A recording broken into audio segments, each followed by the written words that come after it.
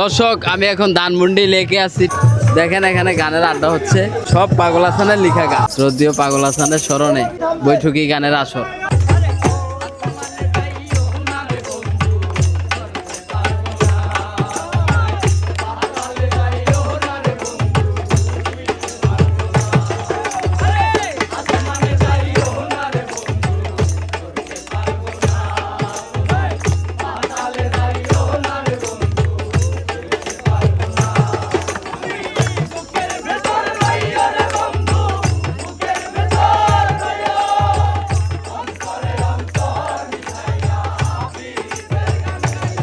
এ দাদু, আরে কাজী সাহেব আপনার তো খোঁজ আছি।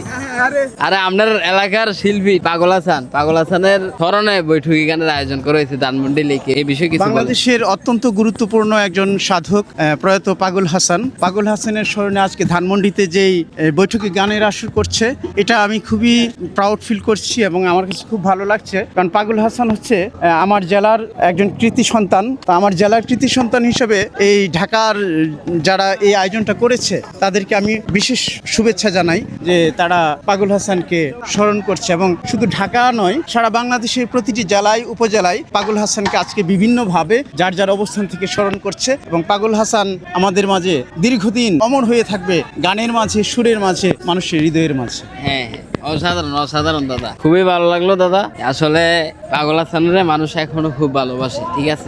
একটা গান লেখছে, মানুষ মইরা গেলে কদর বাইরা যায়। হ্যাঁ, মানুষ মরে গেলে কদর বাইরা যায়। পাগল হাসান সেটা উপলব্ধি করেছে এবং চির অমর হয়ে থাকবে এই বিভিন্ন গানের মাধ্যমে পাগল হাসান। অবশ্যই ধন্যবাদ দর্শক, ভিডিওটা এতক্ষণ পর্যন্ত দেখার জন্য। সকলে ভালো থাকবেন, সুস্থ থাকবেন, আল্লাহ হাফেজ।